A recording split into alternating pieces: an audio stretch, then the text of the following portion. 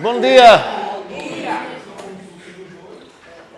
Vamos continuar depois de um tempinho.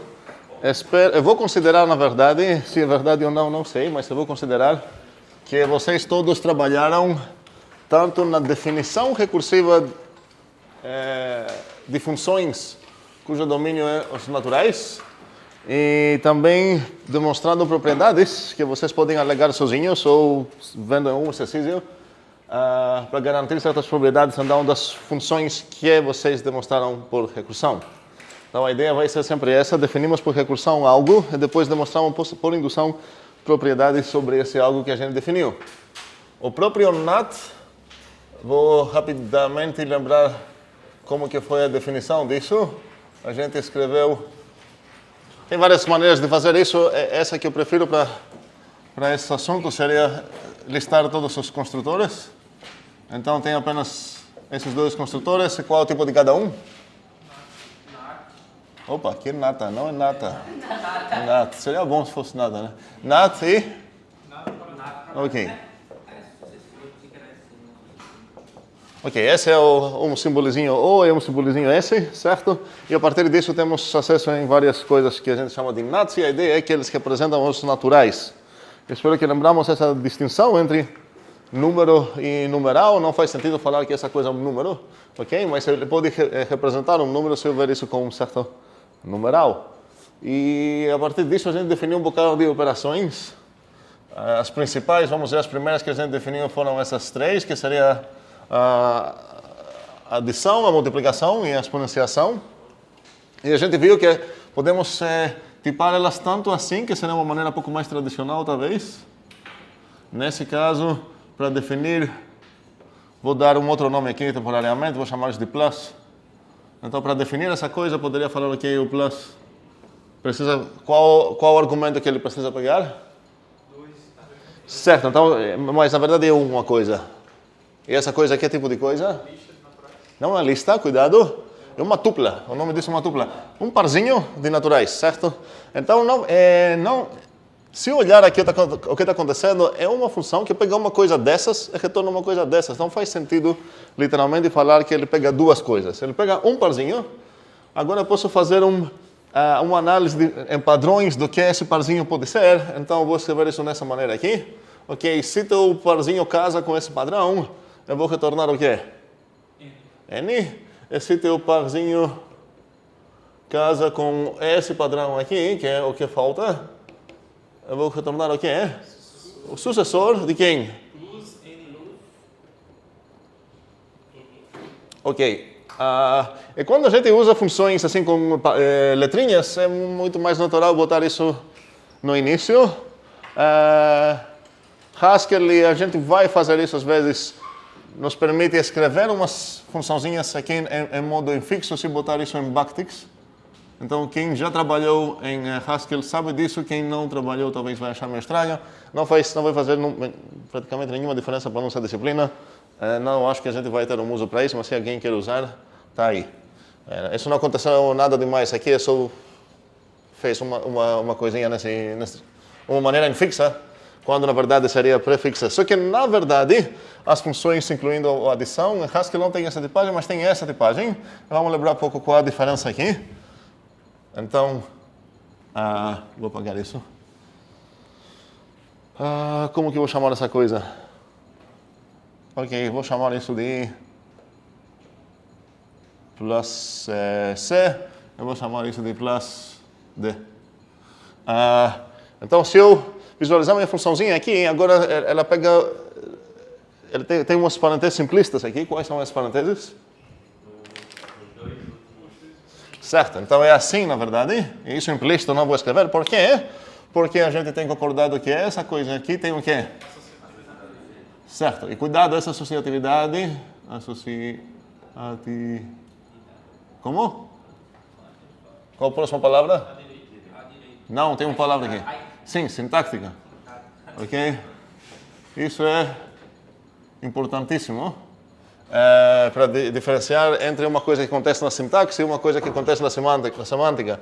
Aqui eu estou falando apenas que se eu escrever essa sintaxe aqui, essa coisa que eu estou considerando. Então, quais são os argumentos verdadeiros, reais, oficiais da minha plus C? Quantos? 1, certo?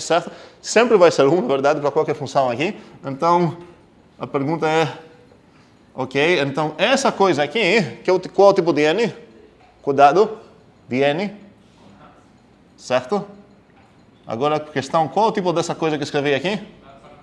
Muito bem. Alguém que tem briga com isso, seria bom já brigar para começar a ficar mais claro essa coisa. Então, o plus C de n é isso. Por quê?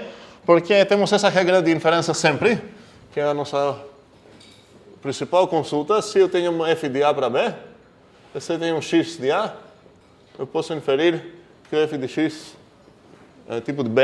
E isso exatamente é o que acontece aqui. Qual é o meu f aqui? Esse é meu A e esse aqui é meu B. Então, tenho uma coisa de tipo NAT, então o f dessa coisa vai ser tipo B. Aqui é nada demais o que acontece. E isso significa que o plus C, N, é tudo isso aplicado no M. É que tipo de coisa, supondo que esse cara aqui também é um NAT? Sim, mas eu quero saber por quê, que essa coisa vai ser um NAT. Qual regra estou usando para inferir isso? Qual regra estou usando para inferir isso? Como você sabe que essa coisa toda é um NAT? A resposta está correta, quero só cobrar a... Eu não sei explicar. Acho que é por causa do tipo Do? plus CN. Qual é o tipo do plus N? Nat para nat. Ok, essa coisa aqui é um NAT para NAT. Então, qual a regra, agora, para voltar à minha pergunta, que ainda não foi respondida, qual a regra preciso para inferir toda essa coisa que eu escrevi aqui, que é essa coisa toda é um NAT? Está no quadro. Como? O plus CN. Não, mas não tem uma regra para o plus CN, né? Certo? Qual a regra que estou usando aqui? Está atrás das minhas costas. Não? É essa aqui. É a mesma coisa. Para qual F? Esse é meu F aqui, certo? Qual é meu X agora? É esse carinha. Então o F no lado do X é o quê? Esse tipo de coisa. E qual era o B aqui? Certo? Esse era o A, esse era o B agora. Faz sentido?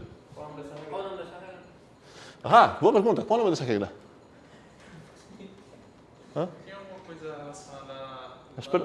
lambda, flash, lambda e quadro? Tem algo a ver com lambda, ok. Alguém tem alguma ideia? Eu não quero dar nome para essa regra, mas alguém tem uma ideia para essa regra? Modus ponens. Ok. Se eu pagar umas coisas aqui, né? Alguém que já viu essa frase mágica que parece um feitiço de verdade, né? Poucos modus ponens. Eduardo fala que essa coisa parece um modus ponens. O que é o modus ponens? A gente como conhece? Eu nunca falei a palavra modus ponens nessa aula de propósito, nem quero falar, mas enfim, alguém falou agora. Como é a palavra? Modus ponens. Parece assim, que vamos invocar algum ser de outro mundo, modus ponens. Ok? É o nome... A gente tem um nome para isso, da nossa disciplina, que a gente tem usado milhões de vezes. Como? Não. Linha de diferença é essa coisinha aqui específica. É esse modo de escrever coisa, certo? Agora, o nome dessa coisa, dessa regra, segundo o Eduardo, é aquela coisa estranha, modus ponens. Mas a gente tem usado essa coisa... Implicação é o nome disso. E o que acontece aqui, o quê? Quando você aplica uma função em... Uso de implicação. O uso de implicação é quando eu mostro... Monstro? Não. Eu mostro, né? Sim. O modus ponens me invocou aí. Quando eu mostro... se eu tenho uma implicação, como eu posso usar? Se eu tenho uma implicação e eu tenho A também, eu posso usar para inferir o B. Então, nosso nome de modus ponens, na verdade, seria o uso de implicação. E agora, o ataque de implicação seria o quê? Se eu tenho implicação aqui, como poderia ser isso, que não é o caso aqui. Então, a pergunta é qual é o nome disso, mas não faz sentido falar que isso é modus ponens, porque no final das contas, a visão que temos por enquanto é que essa é uma outra coisa, não uma implicação. É o tipo de funções de A para B. Acabam sendo extremamente conectadas até perceber que, na verdade, talvez é a mesma coisa, mas até perceber isso, faz sentido ter isso de uma maneira diferente na nossa cabeça. Então, se eu voltar aqui para escrever o que eu apaguei, podemos dizer que essa é a regra de aplicação de função. F, X, B. Certo? E é praticamente a básica regra que eu tenho em programação para inferir tipos vai ser essa. Tem mais, mas essa é uma das mais principais. Faz sentido tudo isso? Aplicação de função, Sim, certo. Estou mostrando o que eu posso inferir sobre a aplicação de uma função num argumento dela, certo? E eu posso voltar a ver isso agora para quem trabalhou até agora no Lean ou no NNG, que todo mundo deveria ter trabalhado. Eu posso visualizar isso de uma maneira que é meio compatível com os dois mundos. Porque no final, agora, em vez de falar que o f é uma função de tipo blá, e o x é um bichinho de tipo A, e o f de x é um bichinho de tipo B, eu posso pensar que o f é uma evidência, qualquer coisa que isso significa, não sei,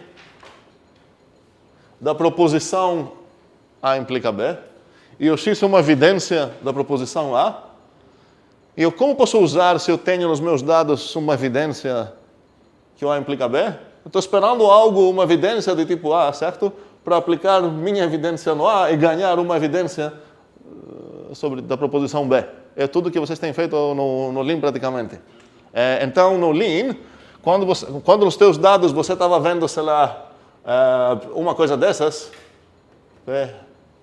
você estava lendo isso e vocês usaram outra letra, sei lá, H talvez, de hipótese, pensando, tenho uma hipótese, eu sei nos meus dados que o P implica Q, eu vou rotular essa coisa como H. A maneira mais de programação de ver isso é, tem uma função chamada H, e o tipo dela é ser evidência da proposição P para a proposição Q. Okay? Não vamos mexer muito com isso nesse módulo aqui, mas é super interessante essa conexão que existe. Tem a ver com algo para quem quer procurar proofs as types. Desculpa, propositions as types. As types, também chamado como Carey Howard. Mas a gente, em essas ideias são críticas absolutamente fundamentais para proof assistance e para programação funcional também. Querendo ou não, vocês saborearam muito dessa coisa, só que não falei especificamente esses nomes até agora. Eu vou apagar também, porque não quero desviar o foco. Eu vou apagar tudo isso aqui.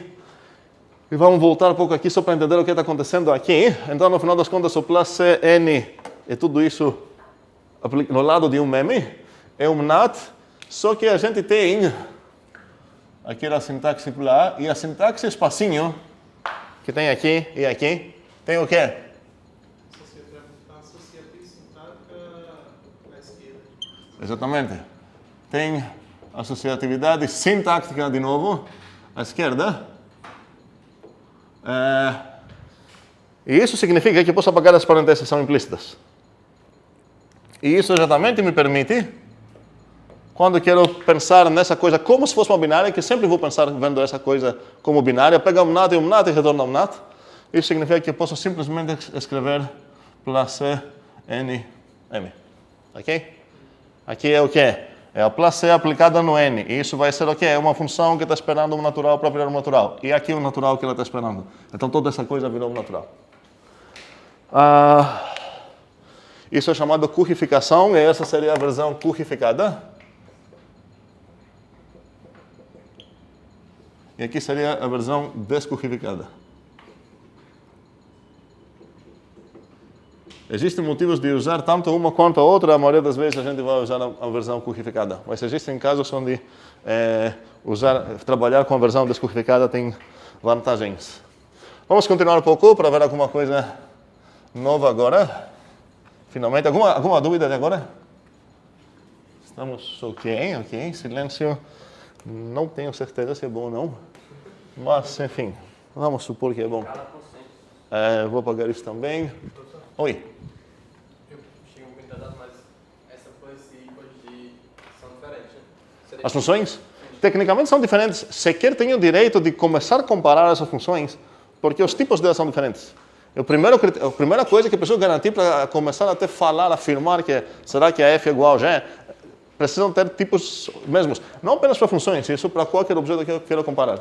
Se são já de outros tipos, nem entra na mesma questão de verificar se são iguais ou não. Sim. Mas você já definiu o places? O quê? O qual? O places já definiu? Agora não. Era plus que estava no caso, não? Você apagou? Ok, certo, eu tenho razão. Seria só apagar as parênteses e as comas. As vírgulas, certo?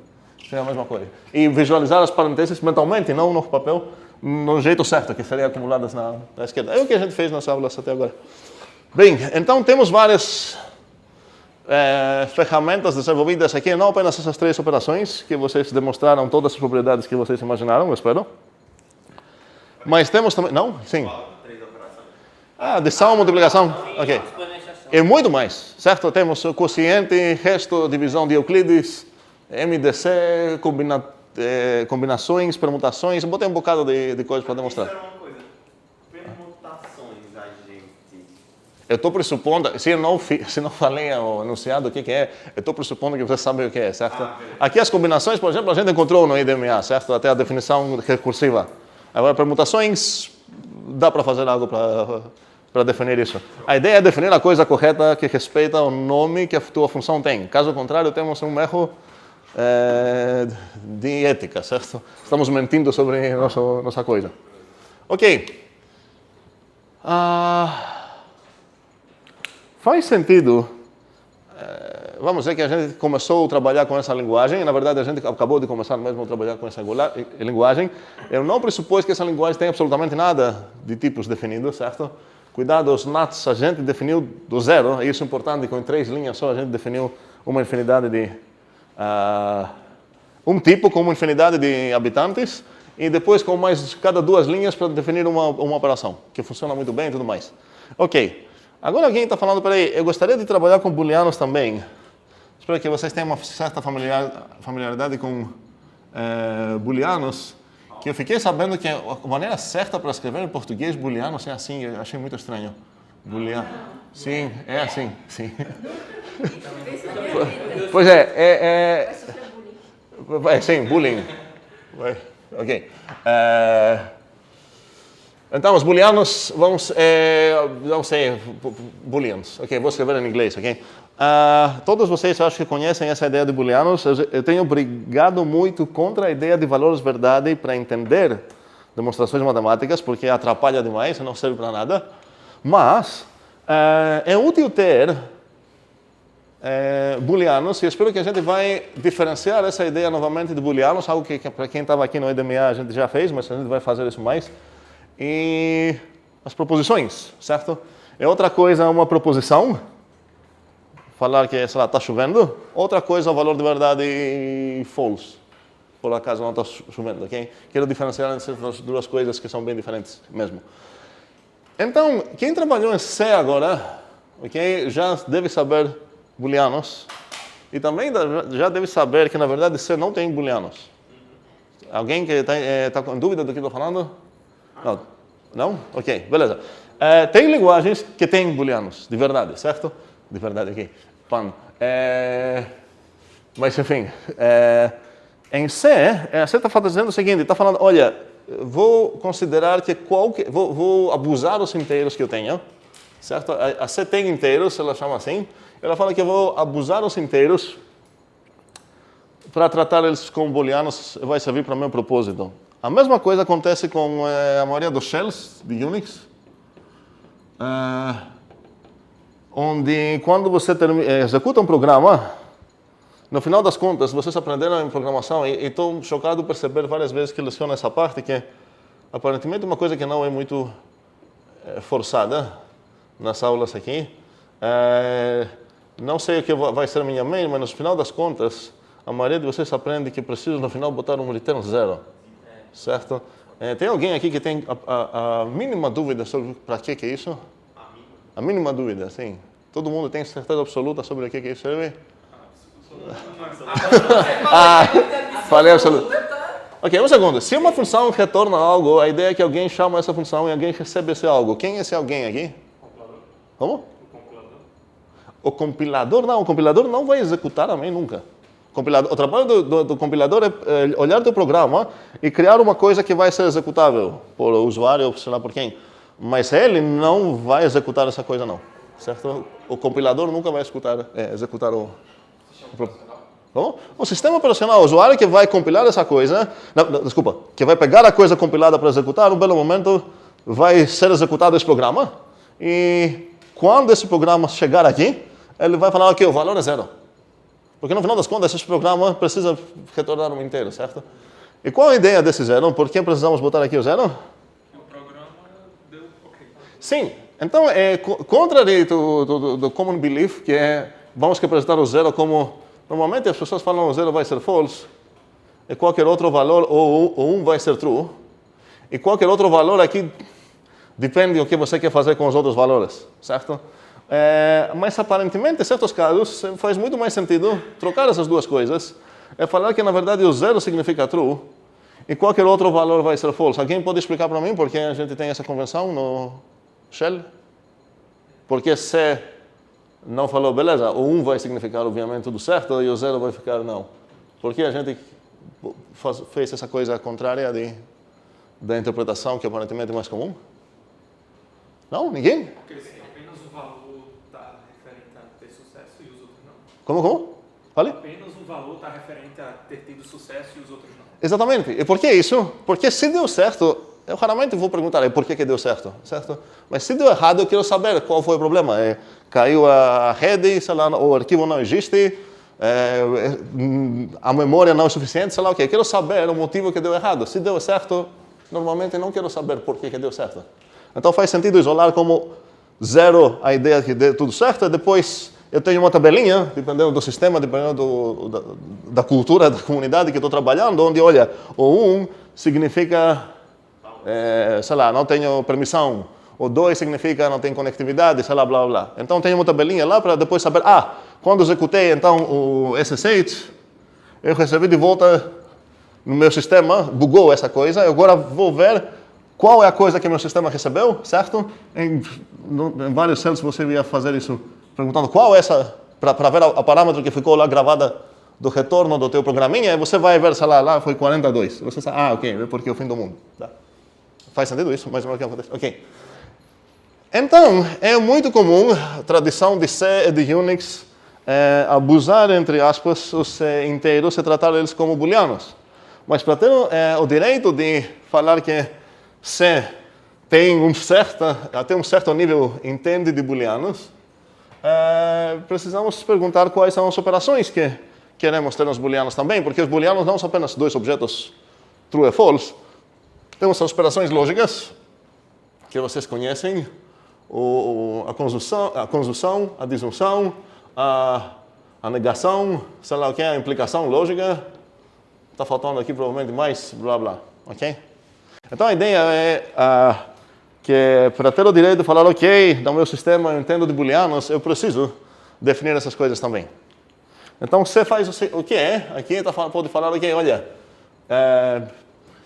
depende agora, na verdade, se a gente vai trabalhar com a convenção que o zero vai ser true. Temos várias opções aqui. Podemos ter essa convenção aqui. E todo o resto é gibberish.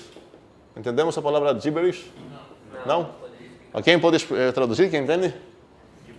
Baboseira. Como? Baboseira. Talvez. É tipo lixo. É um valor que não corresponde em algo. Sim. Então, quando eu vou escrever em C, if, se botar aqui, vamos dizer, tem uma coisa, num certo programa, temos um certo joguinho, temos lives, e nesse momento o lives tem um valor 4, e tem, sei lá o que mais, score, ok? E o score nesse momento é 100. Eu posso falar if score vezes lives, ok? Estou em C. O compilador vai ver o que é, esse é um if. O humano vai pensar que aqui precisa ver o que é. Que tipo de coisa? O humano que vai pensar. Sim. Se você não olhar apenas no if, aqui você está esperando ver um certo booleano, certo? Sim. O humano está falando, certo? O humano. Mas a C, que não tem booleanos, né? Vai falar, ok, score vezes lives é 400. Então, o 400 é certo ou não? Depende de qual conversão que tenho, o que eu vou considerar aqui. Eu vou andar, certo? Cada linguagem e cada uso que ela pode ter pode variar um pouco nessa coisa. A ideia é que eu preciso definir as operações depois, em tal forma que corresponde, em tal forma, por exemplo, que se o que eu chamo de true, que talvez é o zero nesse exemplo, com o que eu chamo de e o que eu chamo de false, ele precisa me dar o quê? Tem que dar o que eu chamo de false. Ok? Cuidado com essa distinção. É o que eu chamo de false. E essa coisa, então, o false aqui seria, vamos dizer, 1. Então, aqui é que eu queria dar... Vamos trocar isso só para ficar pronto. Vamos dizer que eu estou trabalhando onde o 1 é o true, o 0 é false e qualquer outra coisa é gibberish. Então, como seria uma maneira que eu poderia interpretar isso? Ia dar 0, sim, mas aqui eu poderia falar, ok, então a conjunção é a multiplicação. Certo? Se eu multiplicar 1 vezes 0 vai ser 0, que está certo. 1 vezes 1 vai dar 1, que realmente quero true e true dar true. E 0 vezes 0 vai ser 0, que é exatamente o que eu queria ver. Okay? Essa seria então uma maneira de trabalhar. A gente sequer tem inteiros, mas temos naturais. Então, como poderia fazer aqui se eu quero ter booleanos no meu mundo? Adota um deles como false. Ok? E os outros como true, ou ao contrário. E eu vou precisar depois definir todas essas coisas. Ok? Alguém quer brigar aqui? Precisamos brigar com essa ideia. Não apenas contra Pablo, agora vamos brigar contra C também. Contra Unix, contra tudo isso. Sim? Em relação a C, tipo, se a gente tem que definir o bool, eu nunca tinha parado pra pensar nisso, mas se a gente precisa definir o bool na hora do código, como é que a própria linguagem consegue entender quando uma condição é verdadeira ou falsa? A linguagem não vai entender isso. Para a linguagem S400 que deu aqui, é completamente entendível. E ela vai interpretar esse 400 como booleano, porque a maioria das vezes as linguagens consideram esse caso aqui como ou true ou false. Pode ser até gibberish, que é uma opção melhor ainda, mas de qualquer forma o compilador, ainda mais o type system, que nos importa muito o type system, não é capaz de falar, olha, peraí, aqui você está multiplicando vidas com score, isso não faz sentido nenhum, primeiramente. Segundamente, isso está no lugar que deveria ser um booleano. Aqui com certeza tem um erro, certo? Sim, Danilo? Eu fiquei meio na dúvida, né? Quando o Pablo falou, sei lá, escolher como, sei lá, eu vou escolher no meu mundo 0 vai ser false, aí automaticamente... Um segundo, você quem que vai escolher isso? Você, Danilo? Não. Peraí, porque a ideia é que isso não vai mudar de pessoa para pessoa, vai mudar de sistema para sistema. Vamos deixa ele terminar. Então, sei lá, quando ele falou, sei lá, o 0 vai ser false, automaticamente eu já considero todos os outros números como true? Não, porque a mesma pessoa, que nesse caso seria o criador da linguagem, não o usuário, a mesma pessoa, desenvolvedores, sei lá o que, desenvolvedores, precisam decidir toda essa questão aqui. Como que você vai representar o true ou false, e como que cada dessas coisas do tipo que você está usando para implementar esse tipo novo vão ser interpretadas se elas aparecerem num contexto onde deveria ser outro tipo. Então, é responsabilidade do criador desse sistema falar, ok, se houver 42, isso vai ser true ou false. Uma alternativa diferente de todas que eu mencionei aqui como exemplo seria falar, ok, todos os pares são true e todos os ímpares são false. Certo? Daria certo também. Ou todos os não negativos são são false e os negativos são true. Você pode fazer várias arrumações assim. Mas, teu trabalho não termina aqui. Você precisa também implementar todas essas coisas, não apenas essas, qualquer coisa que envolve esse conceito de booleanos, você precisa falar como que ela precisa funcionar. Agora, uma coisa boa é que várias dessas podemos definir em termos de outras. Em termos de outras. Então, nesse caso, não vou precisar definir, vamos dizer, as 4 coisas que tem aqui. Poderia definir, sei lá, essas duas e falar, ok, essas vou definir em termos dessas duas. Basta realmente implementar essas duas, consigo inferir as outras. Um segundo, ok, Gustavo. Uma dúvida meio, não sei se vai estar pensando agora. Você disse que no C não tinha necessariamente um tipo booleano. Não, eu falei que não tem mesmo. Não tem? Pronto. Sim. Qual seria uma linguagem que tem? Tem muitas. Java tem. Java tem bool? Acho que não tinha, mas acho que tem. A partir do momento, acho que acabou tendo. Python também tem. Um segundo. É porque Python vocês... Python é baseado em C. Como? Mas não. Um segundo. É outra coisa onde que você vai implementar tua linguagem, sendo Python, Haskell, C, sei lá o que é, e o que tua linguagem entende. Agora, a Python, por exemplo, tem booleanos. Isso não significa que a gente programou a própria Python numa linguagem que também tem. Mas, só para voltar, porque aqui eu acho que a Python deve ser a mais popular linguagem, imagino, ou não? Hoje em dia é cedo. Não estou falando hoje em dia, estou falando aqui, nesses 12 pessoas, 13, sei lá quantos são. Python, quem viu Python aqui? Ok, acabou. Então, mas quero enfatizar algo. Em Python, se eu escrever, sei lá, while true, ok? E aqui blá blá blá blá. Qual o tipo dessa coisa que tem aqui? Booleano. O while da Python está esperando um booleano, ok? Mas, se vocês programaram já em Python pelo menos para, sei lá, uma hora, perceberam que se eu escrever aqui while, sei lá, connections, onde connections pode ser uma listinha que tem várias conexões, certo? Faça uma certa coisa. Agora, esse tipo de coisa não é mais um bool, ok? É o quê? Uma certa lista de, sei lá, conexão 1, conexão 2, blá, blá, não sei o que tem. Ou poderia falar while, se é um joguinho, para voltar no meu exemplo, while lives, blá, blá, blá, blá. A maneira pythônica para escrever código é essa. Não seria while lives maior de 0. Imagino que uns de vocês gostariam de escrever while lives maior de 0, continua rodando o jogo, mas a maneira pythônica mesmo para escrever é while lives. E agora, cuidado, o lives aqui é um inteiro. O lives aqui é um inteiro. Mas o lives maior que 0 é o quê? Um bool. Então aqui, parece que acontece um abuso parecido com o que eu falei em C, que me permitiu escrever if 42. Só que aqui a situação é diferente, é um contexto melhor para Python nessa comparação, não em muitas outras.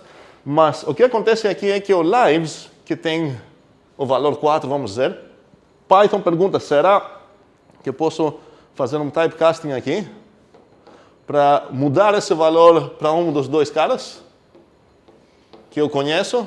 Ela vai mudar, ele vai virar, sei lá, true, vai voltar aqui como true, e agora realmente o while recebeu o booleano que ele queria.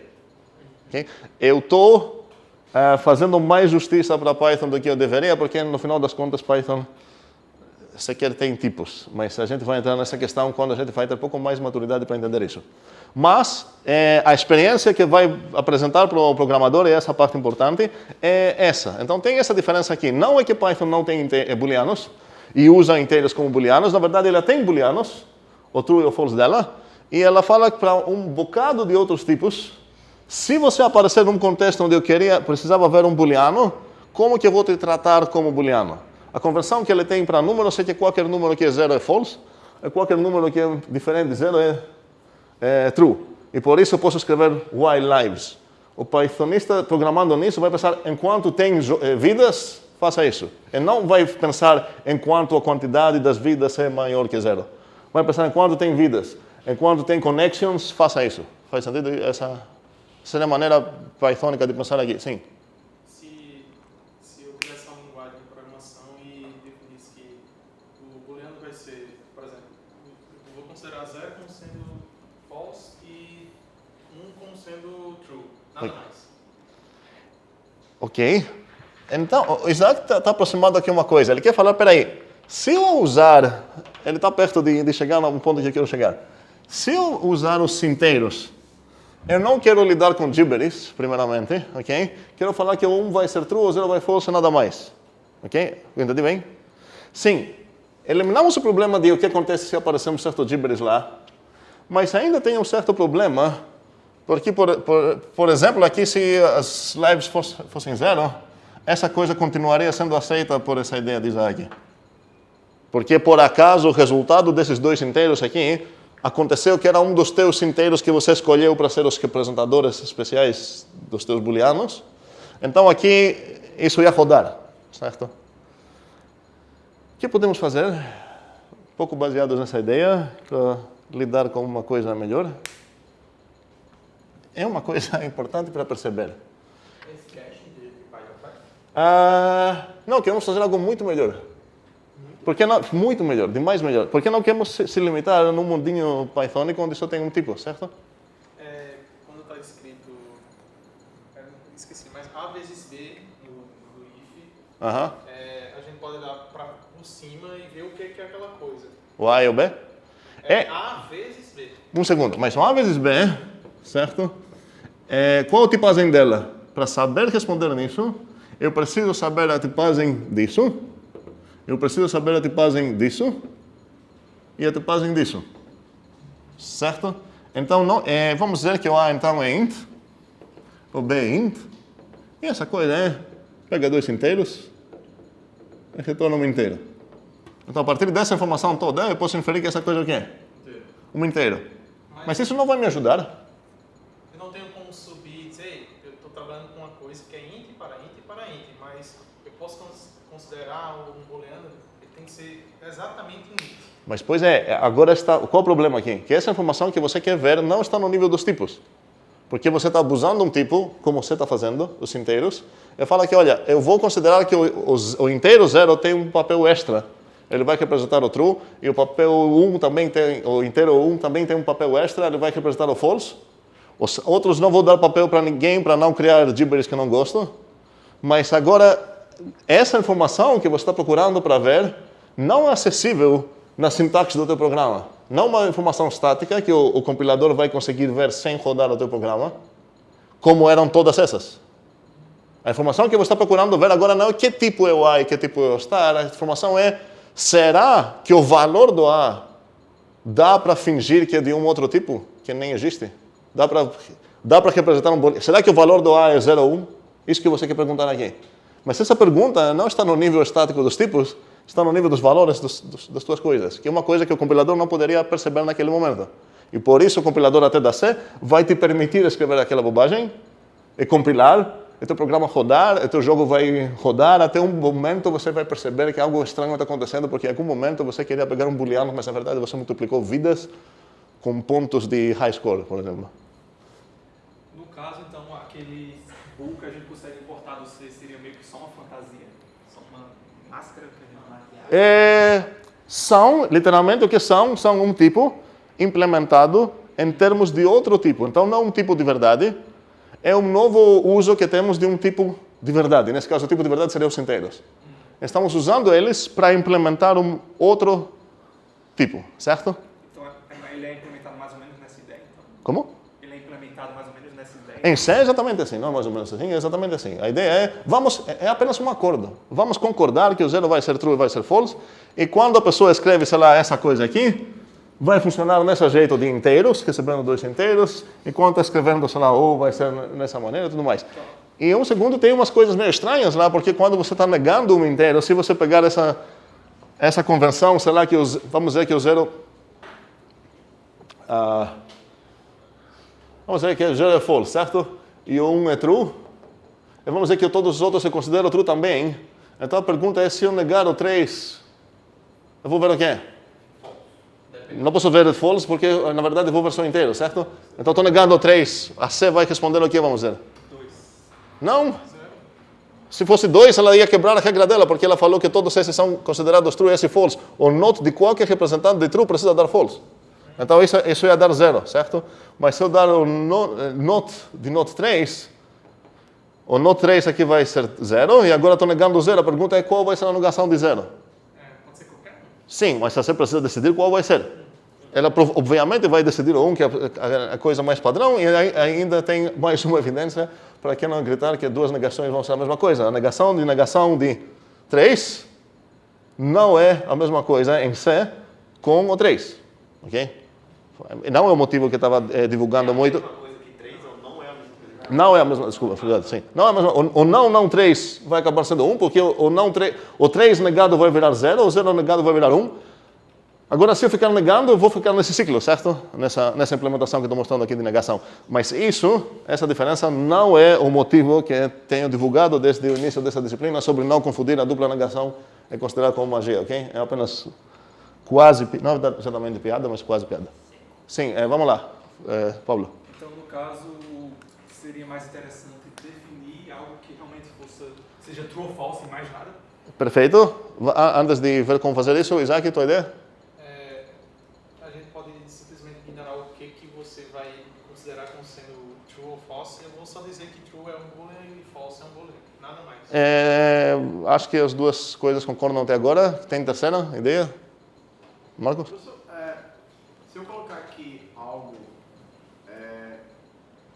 não é um true ou um false é um type erro? Como assim? Não entendi. Não é. Tipo, como a gente usa a exclamação antes de um bool. A exclamação agora seria essa coisa, certo? Ok, eu usei a notação, mas... Mas colocar uma negação entre tipo, negação de 1 e 0. Isso é um type erro? Negação de 1 e essa coisa aqui? Para ser isso não é um type error, porque todas as operações que a gente pensa na nossa cabeça que são entre booleanos, na verdade, para ser, são entre inteiros. Isso vai funcionar de boa entre si. Ela vai falar, ok, esse cara, esse inteiro, aplicado com essa operação, qual é o tipo dessa operação para ser? Aham. Não, int para int, ela pega 2 inteiros, certo? Retorna um inteiro. Ela pegou 2 inteiros, vai retornar um inteiro. E essa é o quê? É de int para int. Então tudo isso para C vai ser tranquilo. E isso não é um problema, porque até agora, se você pensa no 1 como um booleano e o 0 como booleano, até agora tá legal. O que acontece se você escrever, sei lá, lives igual essa coisa vezes cor? Isso vai funcionar, isso é um problema aí. Okay? Bem, sim, realmente. Então a gente vai definir nos naturais o nosso bool? Então a ideia é fazer o que Isaac e Pablo estão tentando aproximar aqui, e perceber que não tenho nenhuma obrigação de abusar dos meus queridos natinhos lá para dar extra trabalho para eles. Eu vou apenas falar, ok, vou definir um novo tipo. Data, vou chamar esse tipo de bool. E o que eu preciso fazer para definir esse tipo? Listar todos os construtores dele e os tipos de cada construtor dele.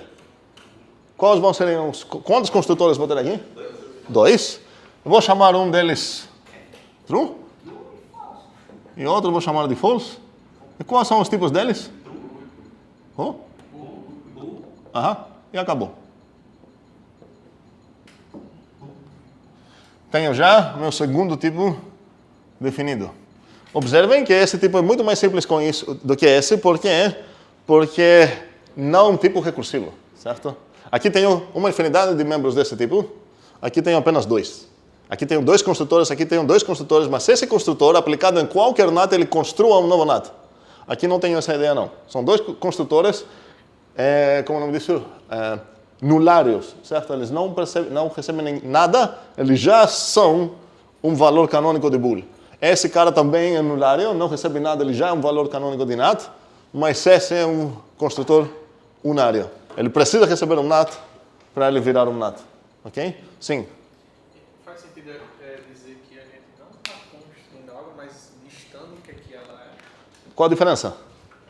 Porque O que o S realmente a gente tem a noção de que se você pegar um NAT, a gente vai construir um outro NAT. Aham.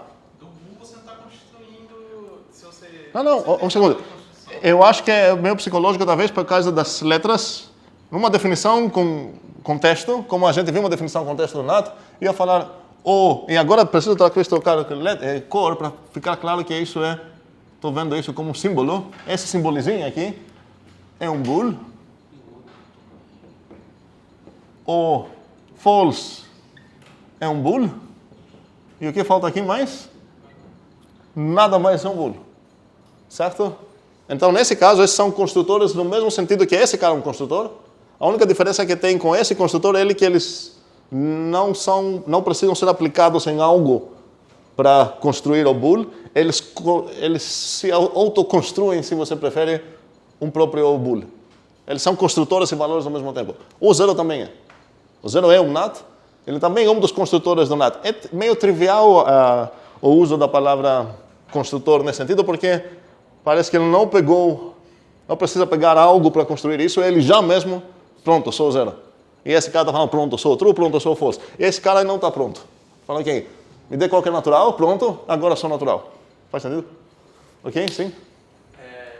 Quando a linguagem ela precisa fazer a comparação de ordem, de tipo 2 maior do que 1, como é que ela faz para funcionar? Perfeito. Kival aqui já está falando, peraí, nos naturais, eu gostaria de ter uma ideia de ordem também.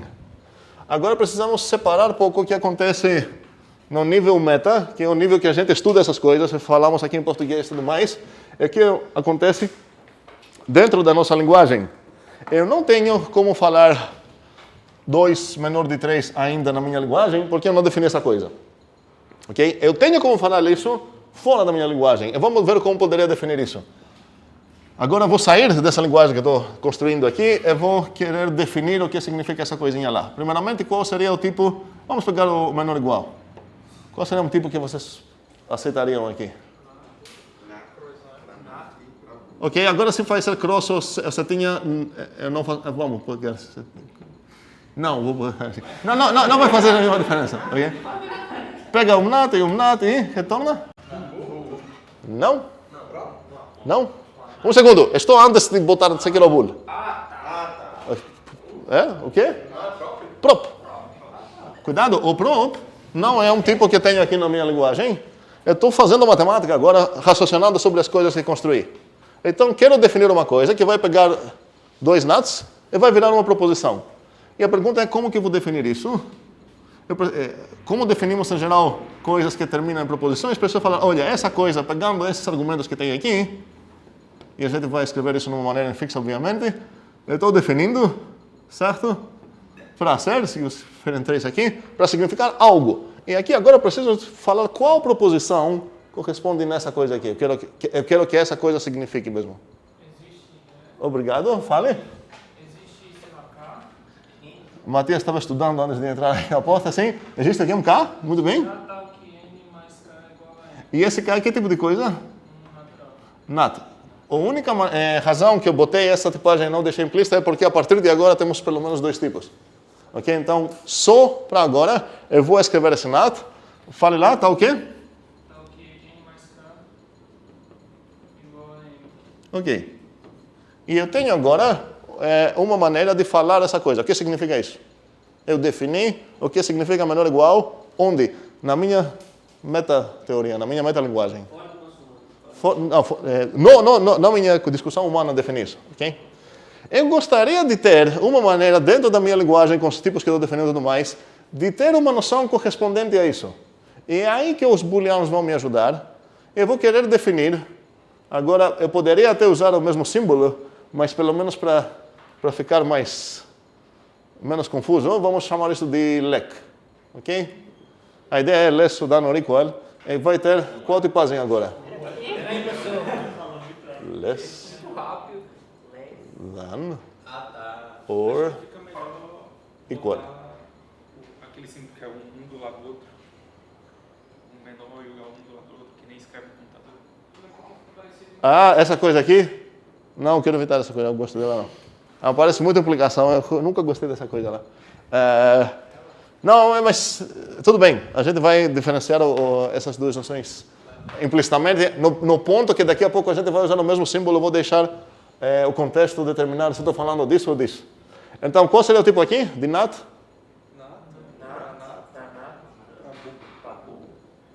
Muito bem. Cuidado, essa é uma função.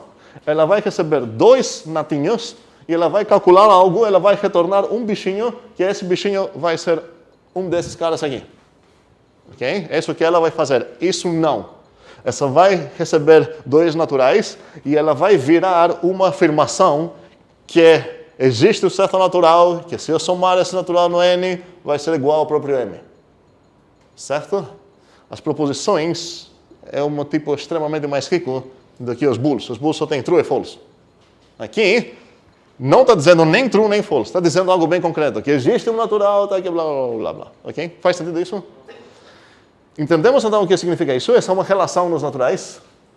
Cada coisa que vai pegar dois naturais e virar uma prop, chamamos de relação nos naturais. Agora, essa é uma função de naturais para bool. Okay? Ela vai receber um natural e vai virar um bool. A pergunta é como que eu vou definir essa coisa?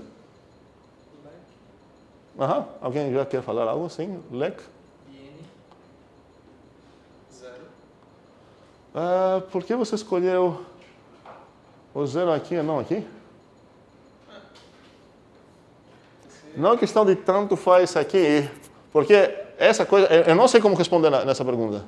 Faz sentido? A pergunta seria o quê? Se o n é menor ou igual de zero, eu não sei, preciso olhar no n para saber, certo? O contrário é certamente exatamente, se fosse esse, eu sei que isso é? Ok, progresso. Não terminei ainda? Agora, peraí, qual outro padrão que está faltando? Eu vou botar aqui M só porque a maioria das vezes eu acho que eu boto N como primeiro, então para ficar consistente, vou botar... Então, se eu estou comparando 0 com qualquer natural, eu já sei que é true. Se eu estou comparando o sucessor de alguém, e agora a pergunta é, será que eu posso responder diretamente aqui? Com o 0? Como? O 0? Vamos começar assim, depois podemos ver se consigo melhorar. Qual é a resposta aqui? False. Ok. Terminei? Em teoria, posso terminar a minha definição aqui. Eu vou estar mentindo, afirmando que essa é uma função. Por quê? Função tem obrigação de... ou uma função total, certo? E uma função total vai ter a obrigação de retornar algo para qualquer entrada. Se eu tentar chamar essa coisa, não é que vai cair num loop infinito, mas se eu tentar calcular o leque de 1 em 1, ela vai dar o quê? Ela vai reclamar os argumentos que você me deu, tentei casar com todos os padrões de cada que tenho aqui na minha definição, ele não casou com ninguém. Então não tenho como calcular mais. Como podemos melhorar então isso? Precisamos mais um padrão para pegar o que falta aqui? Alguém quer falar algo? Estou percebendo uma ansiedade aí. Sim? Sim, Gustavo, fale. No caso, em vez de ser o 0, poderia ser só o N? Não, vamos ver por quê. Você ia responder aqui o quê? False. False? Não, N em vez de M. N? N? Isso. Ok, nesse caso ainda faltaria algo, porque aqui você poderia comparar apenas números, por exemplo, 8 com 7, você saberia que é false. Mas o 8, 6, você falaria, não sei. Certo? Mas, cuidado, a gente vai adotar essa limitação presente em linguagens de programação que usam padrões assim. Em olhos humanos, parece que para casar essa coisa vai precisar depender apenas de um N. A gente não vai fazer isso. Tipo, cada argumento aqui tem seu próprio padrão. Então, se escrever isso, na verdade, isso não é implícito que esses dois N's devem ser iguais. Então, ainda mais um motivo de sempre escrever outras variáveis em padrões de argumentos diferentes para não dar uma falsa impressão de algo que você está pensando, que esse Nzinho aqui, já que eu escolhi a mesma letra, vai ser a mesma coisa, mas nesse caso, nessa sintaxe que a gente trabalha aqui, não vai ser assim. Então, essa coisa já posso falar que... Não. 0, certo? Essa coisa aqui já posso falar que é false. E essa? É o leque de N. Ok. Essa recursivamente, muito bem, a Antônia está dizendo que esse vai ser o leque de N e M. Se você quer comparar o N mais 1 e o M mais 1, você já sabe, presente da recursão, como se compara o N com o M, é a mesma coisa, porque os dois receberam um mais 1. Certo? Faz sentido essa coisinha? Ok. Agora, esse foi nosso trabalho como programador, vamos dizer aqui. Programamos uma função que calcula essa ideia aqui. Esse foi um trabalho matemático. Definimos o que significa que um natural deve ser menor ou igual de M. Não há nenhum motivo, por enquanto, de acreditar que essa ideia aqui é correta.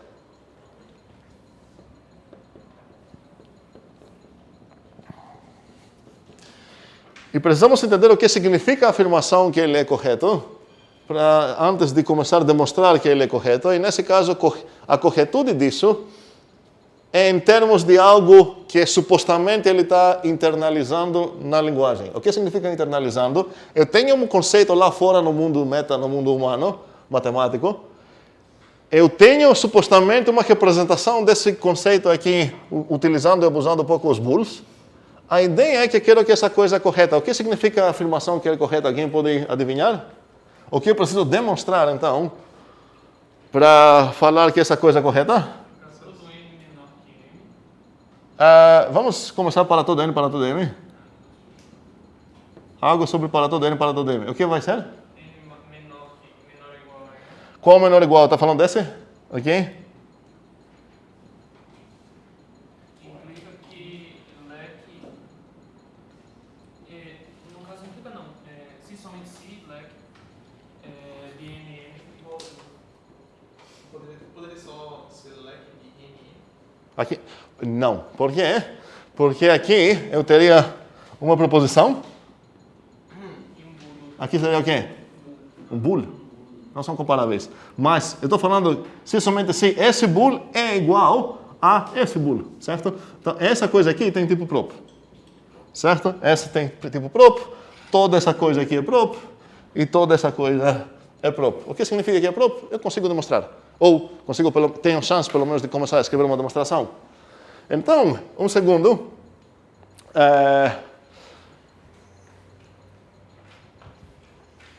As duas direções são importantes, são conceitos meio diferentes. Se eu tenho essa coisa aqui,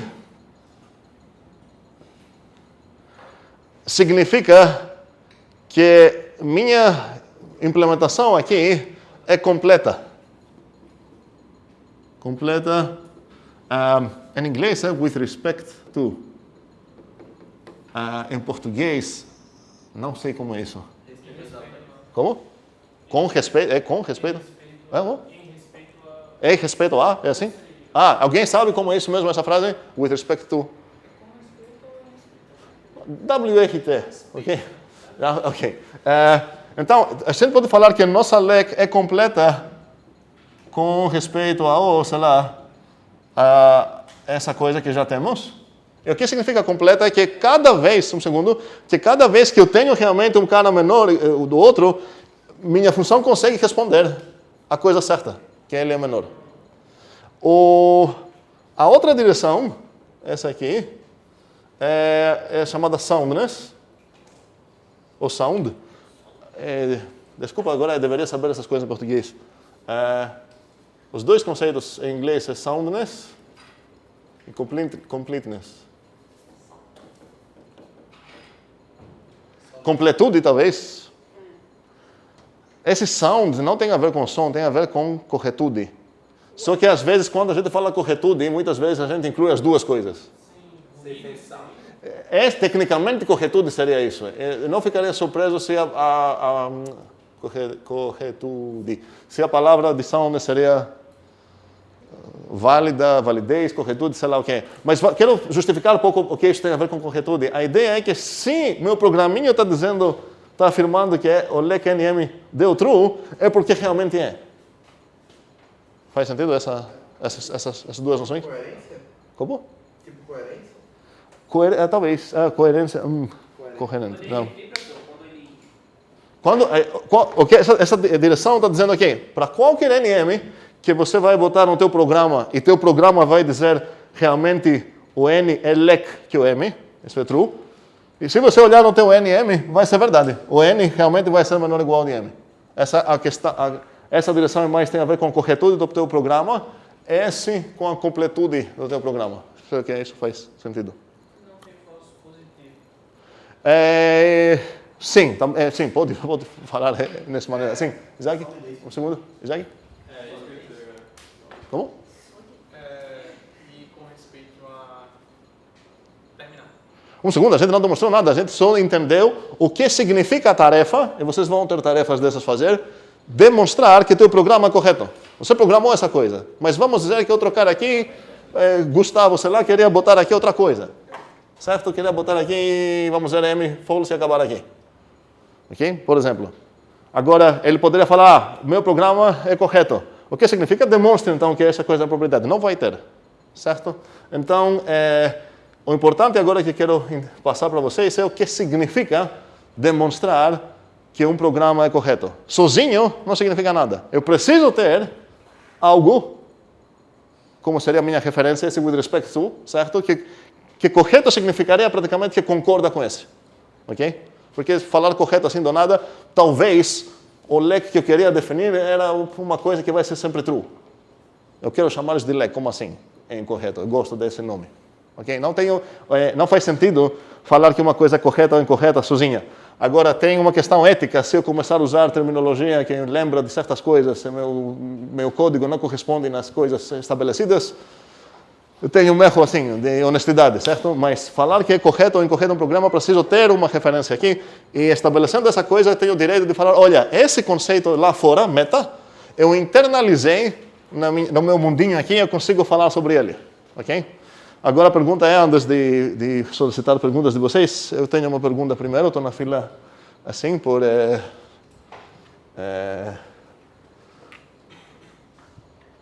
não sei como completar a minha frase. Demonstração. Como vou demonstrar isso? É uma tentativa boa. Faz sentido, primeiramente, tentar ver se eu consigo falar, sejam NM naturais, ok? Vou precisar demonstrar.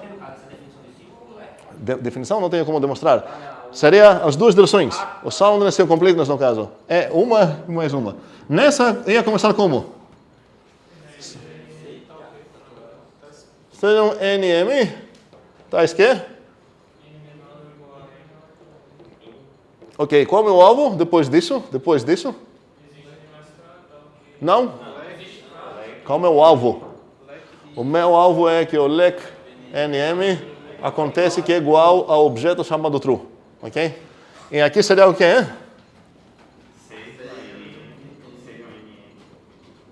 Aham.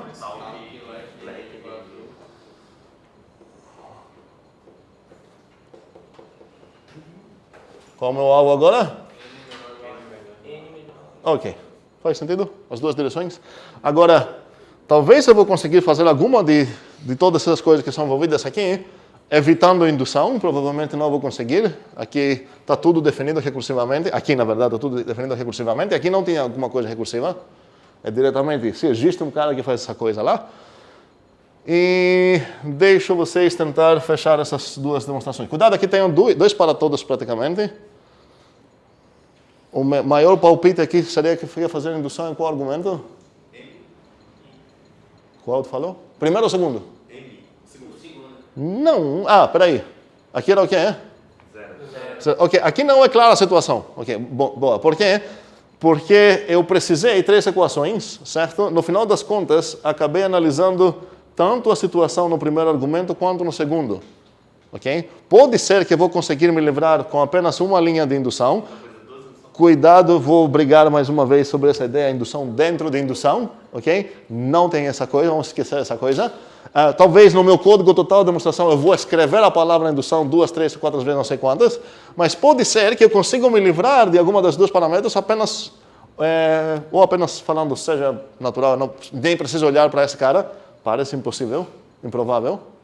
A partir disso, parece que eu vou precisar saber a forma do natural em todo canto, mas talvez eu possa me livrar de alguma indução falando, eu vou apenas considerar 2 casos.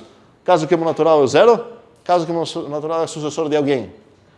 Okay? A única diferença que vai ter se eu quero fazer a indução nesse caso é que, no caso que é sucessor de alguém, eu vou trabalhar com 2 hipóteses. A primeira é que ele é sucessor de alguém, e a segunda vai ser a hipótese indutiva, que esse alguém é legal.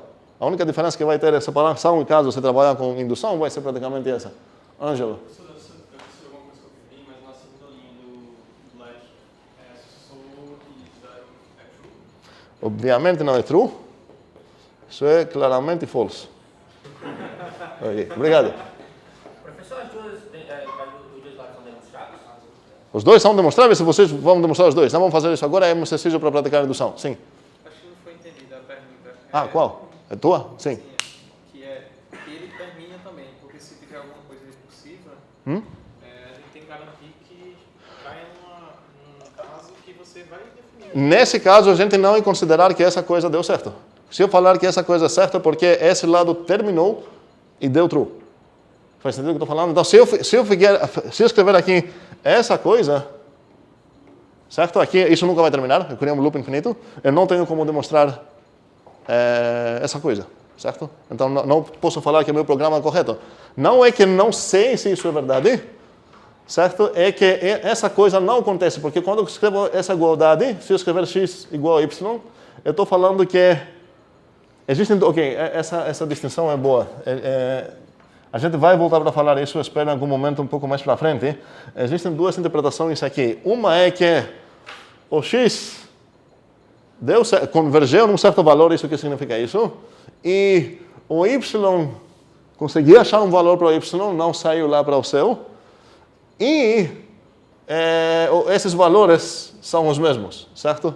É o mesmo valor. Existe uma outra interpretação onde está dizendo, está permitindo os dois, está obrigando os dois a serem iguais apenas se os dois converger, e se algum dos dois não converger, a gente pode falar, então não sei, certo? Não vou dar um valor para essa igualdade. Mas a igualdade que eu estou falando aqui não é essa praticamente. Eu estou falando então que os dois aqui essa coisa vai terminar, não vai ter um loop infinito, certo? E vai dar um certo... e esse valor vai ser o true. Então aqui eu estou tratando a lei como uma coisa total. Se tua coisa não é total, o teorema vai cair. Você não vai conseguir demonstrar isso. É sobre a mesma coisa ou outra? A mesma. Sim, continua então. Então, se a gente demonstra que a coisa é correta, ela é... Se você conseguir demonstrar a coisa correta, significa que aqui não vai ter loop, certo? Quando você fala interiorizar, é a mesma coisa que implementar? Generalizar? Interiorizar. Porque você Sim, tem a diferença é meio sutil. São parecidas as noções nesse contexto que estou dando aqui. A ideia é que existe essa noção, no final das contas, existem naturais para os seres humanos, certo? E os seres humanos falam de coisa menor igual coisa.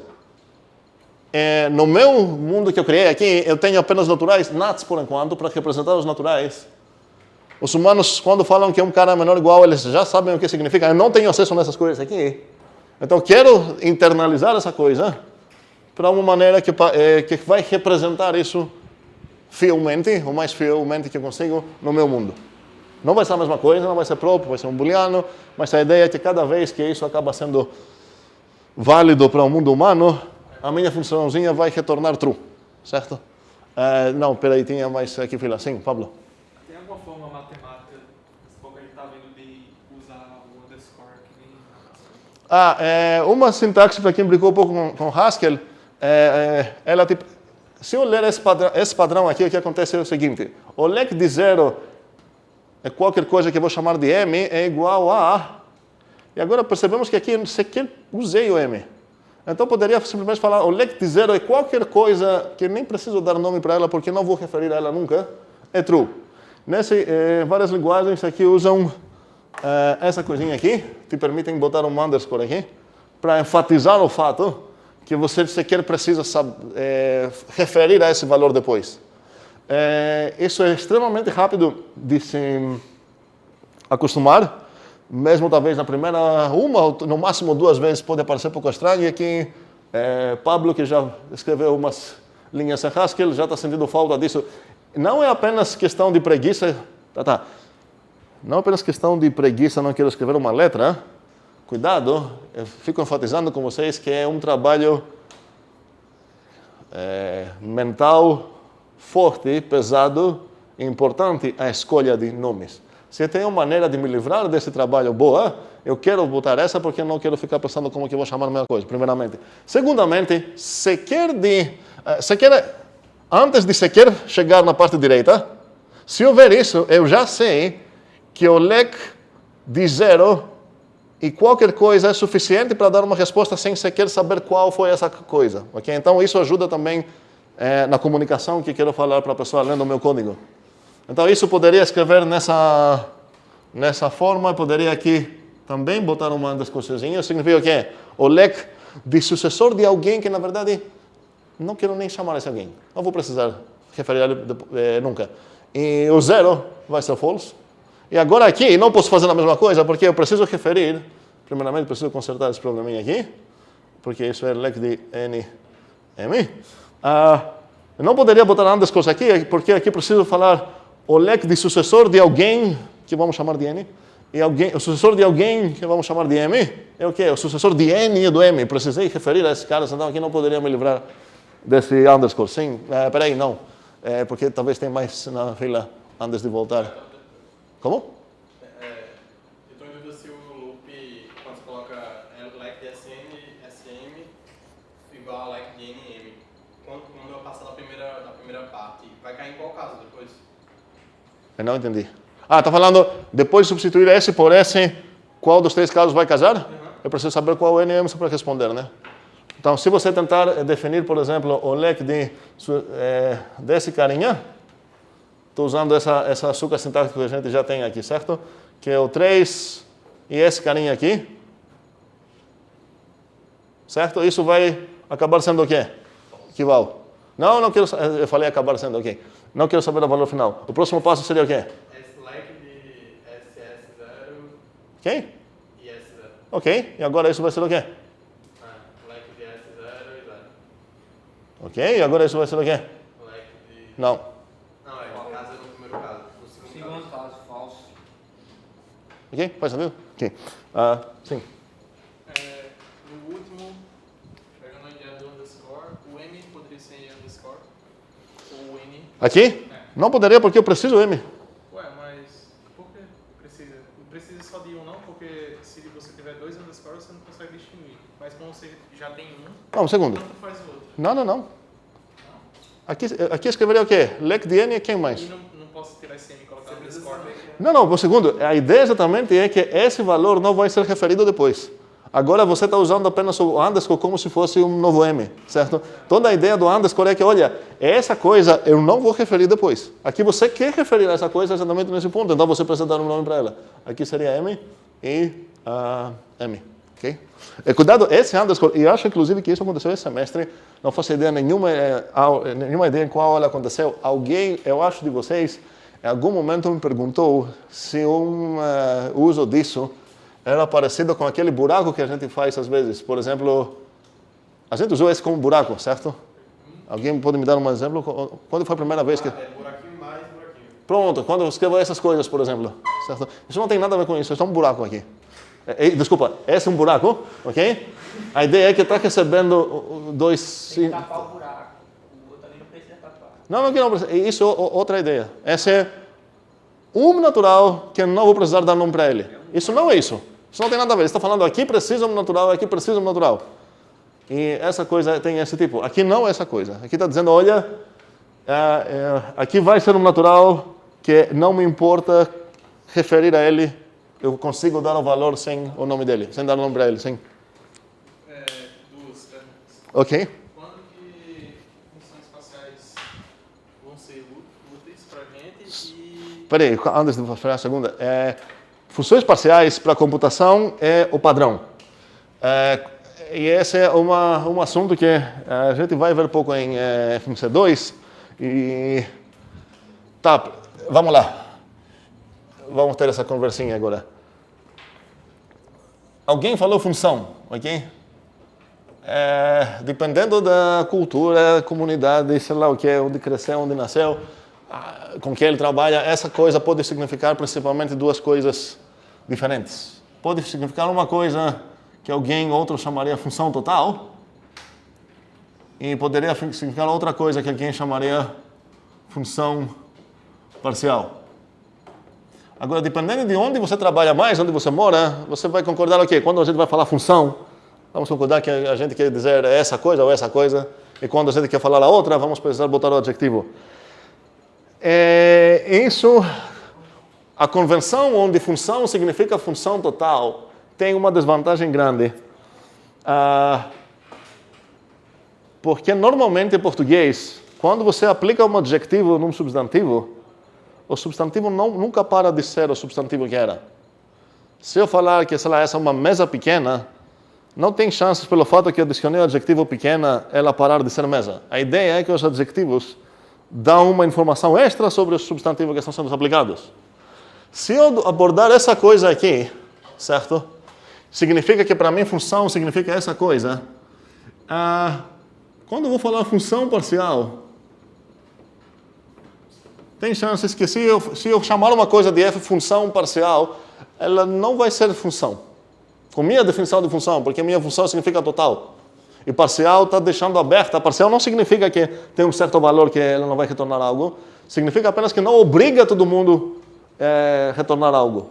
Então, minha função parcial tem chance de parar de ser função a partir que eu botei o adjetivo lá parcial. E isso é meio ruim. Às vezes acontece. A maioria das vezes na matemática a gente toma cuidado com isso, mas não sempre. Existe uma terceira opção aqui que não vai me interessar muito, que seria quando você permite uma função dar respostas diferentes em cada chamada, que é uma função não determinista, mas as funções principais que a gente vai trabalhar, os significados vão ser esses dois. E dependendo de qual unidade a gente até está, qual disciplina, qual professor, você vai conversar com o colega. Se você ver apenas a palavra função, não tem certeza qual vai ser. É parecida a situação com aquele aviso que eu dei para vocês sobre esse símbolo, que às vezes aparece entre conjuntos. certas pessoas vão falar que isso significa subconjunto, certo? Outras pessoas vão falar que isso significa subconjunto próprio. As pessoas que iam falar subconjunto, como iam denotar o subconjunto próprio? Talvez assim ou assim, uma coisa parecida. Para as pessoas que isso significa subconjunto próprio, como que ia denotar o subconjunto, eles iam escrever uma coisa assim. Então, se você abrir um livro ou ver um cara escrever apenas essa coisa sem saber qual a conversão dele, você não vai saber. Por isso eu estou usando esse que sempre significa subconjunto próprio, subconjunto, quando eu quero falar subconjunto, e esse que significa subconjunto próprio quando eu quero falar disso. Não é errado usar isso, mas se você usar esses dois, a pessoa lendo o teu texto nunca vai estar na dúvida para procurar em qual mundo você nasceu. A gente usa, né, só com um tracinho embaixo. Como? Que a gente usa, né, só com um tracinho embaixo. Peraí, estou falando isso? Esses símbolos são praticamente a mesma coisa. Cuidado não confundir com esse, certo? Porque isso está falando não subconjunto de. Não é só com um tracinho embaixo, não é a mesma coisa. Só um tracinho. Assim? Não, um tracinho embaixo, sem um... Isso? É. Também. É sinônimo. Esses dois são sinônimos. Mesma coisa, ok? Sim, ok, valeu. Peraí, Matias. Qual a diferença entre uma função parcial e uma função que restringe o domínio dela para além de só um tipo? Por exemplo, Para o quê? vamos dizer assim, tem a função quod, que os inteiros, só que um deles não pode ser zero. Então ela pode Mas ser qual foi o nome da função que tu falou? quociente. Quociente, certo, ok. Então, um segundo. Essa não vai ser uma função com a ideia de função total, certo? E você tem duas maneiras para trabalhar com ela. Ou você vai falar, beleza, para a entrada zero no segundo argumento, ela não vai retornar algo. Ou você pode falar, olha, ela vai retornar o número 42, ok? E você vai falar que em todo o teorema que você vai querer afirmar algo sobre a tua função, você vai precisar falar, olha, para todo nm, certo? Se o m é diferente de zero, então o quote blá blá, nm vai fazer tal coisa. Isso deixa aberta uma infinidade de interpretações de quote, uma para cada inteiro que você vai gostar de botar lá como valor de zero. 42 seria esta, você talvez preferiria o 0 ou 1 lá, vamos ver. Mas já que todos os teus teoremas que você vai demonstrar vão ter uma coisa excluindo o zero no seu enunciado, você pode falar, ok, não tem problema. Se eu implementar essa quote e algum doido, por acaso, botar o 0 lá para ver o que vai sair, ele pode ter uma surpresa que vai dar o 42. Ok. Mas todos os teoremas que você afirmou sobre tua quote excluíram o 0 lá, então você tem o direito de botar para o 0 qualquer valor que você quer. E a outra alternativa seria falar, ok, no 0 não quero retornar nada. Ou vou ficar lá sem falar nada, ou vou até jogar um erro no meu usuário e falar, olha, mandando o quociente de 0 não tem como. Faz sentido? Ok? Sim? A segunda é se funções parciais, Elas... Um segundo, peraí, porque na primeira você falou sobre o uso, eu falei que a gente vai ter esse uso, eu falei qual é essa distinção aqui, mas só para divulgar mais essa ideia de parcial, praticamente toda função, quase toda função que vocês escreveram ou usaram, tanto programando quanto utilizando os programas que vocês usam, os seus programadores, são parciais. E são para ser parciais. A ideia é que não existe uma garantia matemática que vão retornar algo. Muitos programas, um jogo, por exemplo, a main do jogo, a ideia é nunca retornar esse algo. Porque você ficar jogando o jogo ou um sistema operacional, não é que vai retornar algo. Você quer que ele rode lá para sempre.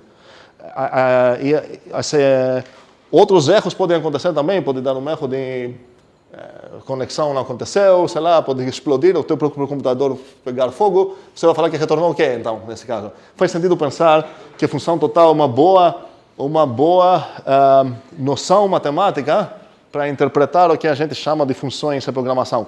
Muito pior ainda, a maioria das linguagens, isso não é válido para Haskell. Haskell tem funções de verdade nesse caso, que a gente chama de puras. As funções têm... Vamos ter essa discussão agora, abrir uma coisa. Tem side effects. Agora, se eu falar que side effects são extremamente importantes, inclusive se não tivessem side effects, nossa máquina ia só esquentar, nada ia acontecer. Side effects. Eu sei como falar isso em português. Efeitos colaterais. Então, quando você está vendo aqui uma função que é essa aqui, int f, int x, e o que a função faz, return x mais 1, você poderia falar, ok, talvez um nome melhor para essa função, em vez de chamar ela de f, seria suc, ok? De sucessor, se te lembra assim. E essa seria, realmente, esse código aqui corresponderia numa função, nesse sentido que estou falando, pura mesmo, certo? Mas se você, e C, vamos dizer aqui, vai falar que essa f é de onde para onde? De int para int. Ok? Mas se eu adicionar aqui uma chamada de...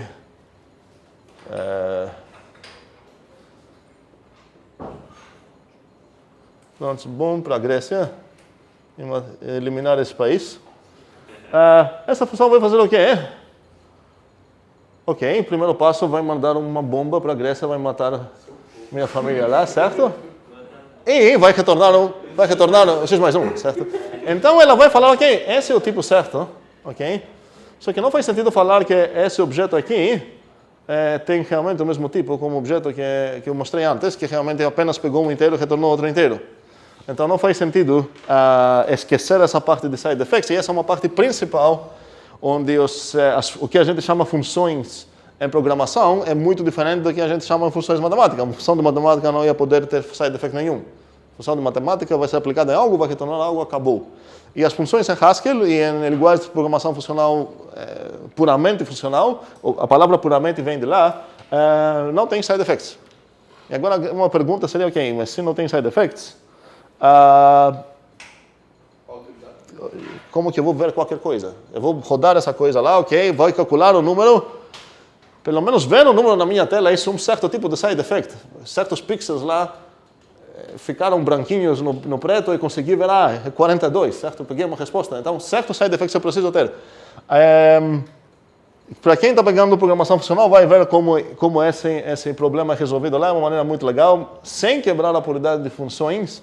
Trabalhamos com funções puras mesmas, em meio que um certo tipo de palavras, podemos falar que entregamos uma coisa, no final das contas, no sistema operacional, para ele lidar com, não exatamente o sistema operacional, mas enfim, para ele executar e ser responsável sobre qualquer side effect que pode acontecer. Mas a ideia é que o nosso próprio código vai ficar honesto em todas essas partes onde realmente vão precisar ter qualquer side effect. Não é nosso objetivo entrar, tanto em assuntos de programação funcional, mesmo que é uma introdução boa essa disciplininha para programação funcional, mas precisamos voltar para a indução e recursão. Por enquanto, pelo menos, sim. Mais dúvidas? Pablo? Nessa ideia do underscore, daria para apagar tudo lá no segundo e deixar só o underscore, sem o S. No segundo? Isso. Você deveria botar esse... Temos essa conversão, a ordem da equação importa, então se você... Não. O segundo, sim. da esquerda, tirar o S, deixar só o underscore. É o terceiro, no caso. Aqui? Essa ali. Tirar o S. Sim, seria um outro padrão, que poderia fazer assim, dessa maneira. Aqui seria... Poder substituir todo esse cara com um underscore. Esse padrão está dizendo que é o sucessor de alguém que não me importa quem é. Esse padrão está dizendo que não me importa quem é. Pois para isso funcionar, a gente precisa ter uma convenção, e muitas vezes temos, que cada equação é considerada apenas se a anterior não deu certo. Então, o fato que eu cheguei a olhar a segunda equação aqui já significa que esse cara não é zero. Se fosse zero, eu estaria casado aqui. Se eu não tenho essa convenção aqui, eu preciso botar essa coisa, ok? Depende de se eu estou seguindo essa convenção, a ordem de equações importa. E muitas vezes a matemática não importa, a programação importa. A ideia é essa. Se a gente quer ficar nos dois lados, seria bom tentar escrever de uma maneira que não dependeria tanto na ordem. Mas eu vou aceitar se alguém usar a ordem para inferir algo, para mim está de boas. Sim. Desculpa se já foi dito, mas a pergunta era se as parciais na programação funcional são consideradas impuras. Impuras? Não. Ok, essa foi a pergunta. Ok, não foi. Pura ou impura tem a ver com side effects. Tu vai ver a coisa gravada depois para a conversa que a gente tem sobre effects. Não, mas a palavra pura refere a isso. Quando fala que essa função é pura, significa que ela não vai mandar alguma bomba para matar ninguém, certo? Ela não vai imprimir nada, não vai fazer nada. Ela só vai retornar um valor, não vai ter um side effect. Sim, a palavra pura refere a isso. A parcial ou não parcial refere se ela vai converger ou não em todos os valores. Converger significa produzir um valor, certo? Não é questão de side effect nesse caso, é questão de terminar o seu cálculo. Alguma outra dúvida? Ok, até agora, infelizmente, só temos 2 teoremas.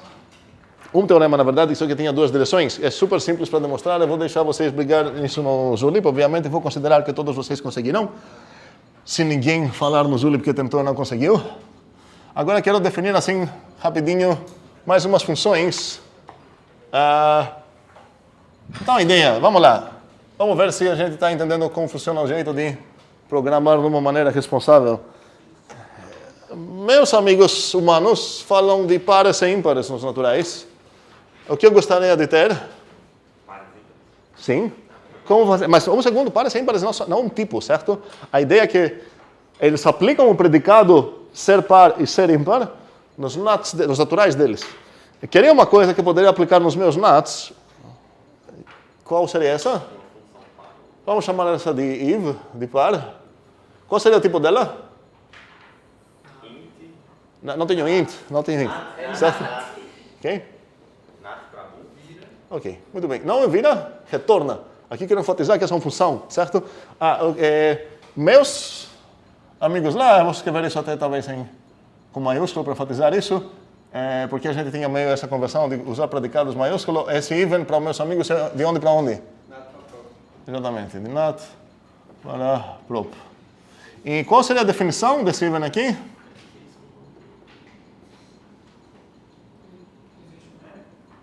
Como vou continuar aqui, even? Qualquer para todo N. Para todo N? Não. Peraí, even? O que eu vou escrever aqui? Como? Como o quê? Um natural. Escolhe um. Um exemplo. Não. Exemplo de aplicação. Eu quero definir essa coisa. É a minha definição. Ok, even de N, certo? Se somente se. E cuidado, esse N aqui está livre, precisa aparecer livre aqui também. Qual seria a definição aqui? Ok, então nesse caso eu ia precisar saber o que significa divide, certo? Eu posso fazer isso? Faz sentido fazer isso? O 2 divide N, ok. Mas essa coisa significa o que mesmo?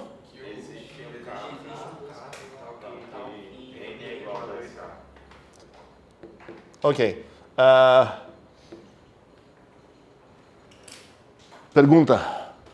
Agora eu não botei aqui 2 pontinhos nat, outras vezes botei. Eu falei, a partir que eu tenho bool, preciso tomar cuidado, porque até agora a minha conversão era o quê? Todos os para todos e todos os existem. Só tenho um tipo de dados aqui para mexer, então obviamente estão quantificando sobre esse tipo de dados. Agora tenho 2. Mesmo assim, eu consigo não botar muitas vezes essas coisas. Por quê? Por causa de algo super abençoado chamado type inference. E a ideia é que o contexto talvez é suficiente para entender o que está acontecendo aqui. Aqui eu tenho vezes, certo? Existe um K. Qual é o tipo de K? Vamos ver onde que apareceu o K. O K apareceu como segundo argumento dessa coisinha. Qual foi o tipo dessa coisinha? Ela foi de nat para nat para nat. Então eu sei que o K deve ser um natural. Não é questão que eu estou contando com... tem várias opções, mas ele vai entender qual acerta. Não tem várias opções. O type system está obrigando esse K a ser nat, e esse é um outro caso onde poderia deixar a tipagem lá. Mesmo assim, quando eu estou trabalhando com um sistema mesmo, ou até quando falando com outro humano, faria sentido aqui escrever essa coisa aqui, apenas para garantir que eu não buguei, porque sendo humano, eu vou bugar muitas vezes, eu vou pensar que estou falando sobre um certo nat, talvez aqui eu vou bugar, falar que existe um K bool, certo? Porque eu estou pensando em um certo booleano, e aqui não percebi que, peraí, aqui tem um type error se essa coisa é um bool. Ou essa coisa está errada aqui, ou essa coisa está errada aqui. Então faz sentido botar minhas anotações de tipagem só para ter a garantia que o type system que vai fazer as suas próprias inferências vão concordar com as minhas tipagens aqui, anotações. Faz sentido isso? Ok, e por isso vou obrigar vocês sempre a escrever pelo menos os tipos de funções. Agora, aqui, se você não escrever existe K, eu não vou obrigar tanto. Se você quer ter certeza que você está comunicando bem com o teu sistema, com o teu colega, faz sentido botar isso só para ter mais uma checagem que não aconteceu algum erro de tipagem. Sim, dúvidas? A gente pode usar o Sim, temos as duas coisas, eu já tenho liberado. Os oficiais, para esses carinhas aqui, temos dois apelidos. Cuidado porque é cansativo escrever essas coisas. O primeiro apelido foi esse, que já é um avanço. Cuidado, aqui não tem espaço nenhum, certo? E outro foi esse. Mas, cuidado, cada vez que vai aparecer em algum canto, sei lá, se eu escrever aqui K vezes 2, certo? Isso aqui, na verdade, é K vezes sucessor de 0.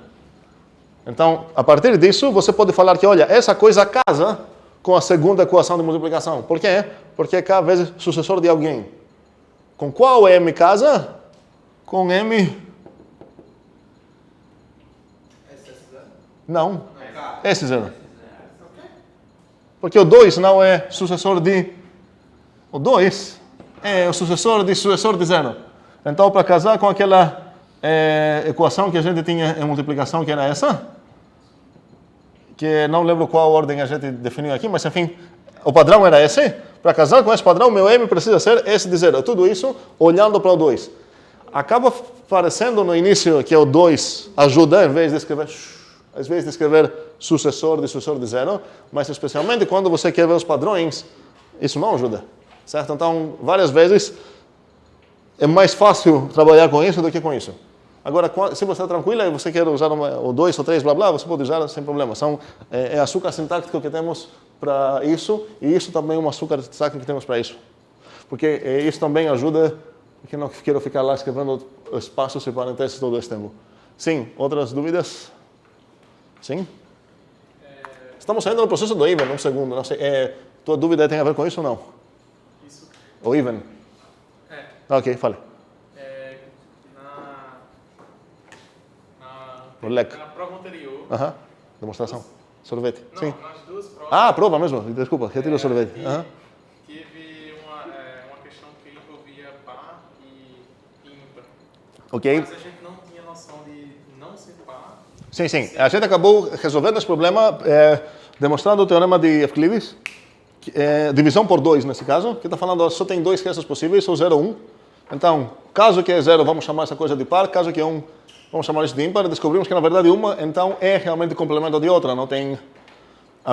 Esse teorema nos permitiu inferir, no final das contas, que não par significa ímpar e não ímpar significa par. Mas, e essa coisa a gente vai fazer aqui.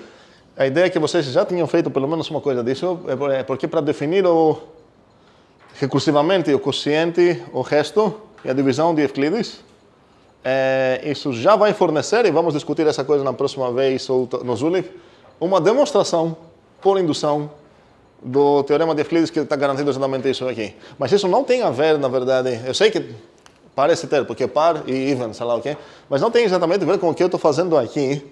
Aqui meu ideia é pegar essa noção de even que está lá com a gente desde criança ou com os humanos que usam naturais normalmente e internalizar esse conceito. Isso significa que transformar o conceito deles que é um predicado dos naturais, pega qualquer natural e vira uma proposição, internalizar isso numa funçãozinha que consigo argumentar aqui na minha linguagem, onde pega um natural e retorna um valor de verdade, um booleano. A pergunta é como que eu vou definir essa?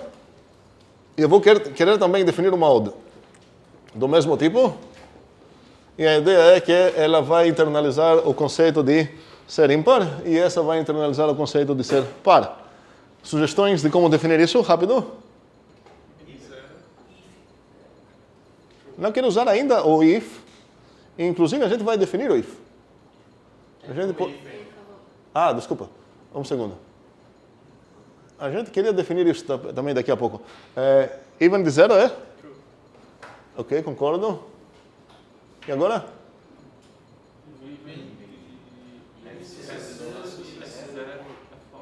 Cuidado aqui, preciso de parênteses. É false. Ok. Qual seria outro padrão aqui?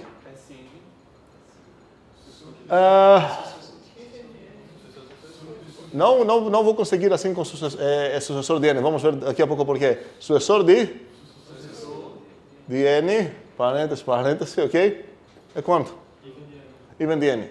Vamos ver o que essa ideia está dizendo. Olha, o 0 é even, o 1 é false, e para qualquer outro, veja o que é o 2 anterior dele. O qualquer outro garante que é pelo menos 2 sucessores no padrão dele, então vou cortar esses 2 coisinhas aqui. Então, se eu quero calcular quanto é o even de 5, que é esse o 5, isso vai para onde? Isso vai para o false, que é exatamente o que eu queria ver. Eu posso fazer uma coisa parecida aqui no odd. Uma outra maneira que eu poderia fazer, só que ainda não posso porque eu pulei toda a parte de... Assim que a gente definiu o NAT, a gente fez o quê? Definimos operações no NAT. Um tipo sem operações é um tipo sem alma, certo? Não serve muito. O bool tem operações, preciso definir então todas essas operações que eu sei, conjunção, disjunção e tudo mais, para o meu tipo bool, sim? A ordem importando poderia ser só SDN mesmo? Como? Se a ordem importa, poderia ser só SDN? Só essa aqui? Por causa que se a ordem importa, se não casou com S de 0, então significa que... Mas é unário. Não, mas eu preciso referir essa coisa, né? Estou falando... Não, estou dizendo, tipo, se aquela ideia da ordem importar, tipo, ele chegar com o primeiro... Ok, você quer trocar alguma ordem aqui? Então, tipo, se a ordem importar, poderia ser só SDN mesmo? Só é... Ao invés de SS? Não, porque você precisa depois falar sobre esse Nzinho. Você poderia... Eu vou chegar lá. Você poderia definir isso de uma outra maneira se você já definiu um not, vamos dizer assim. Ah, sim. O not seria o bool para bool. Como a gente ia definir o not rapidinho?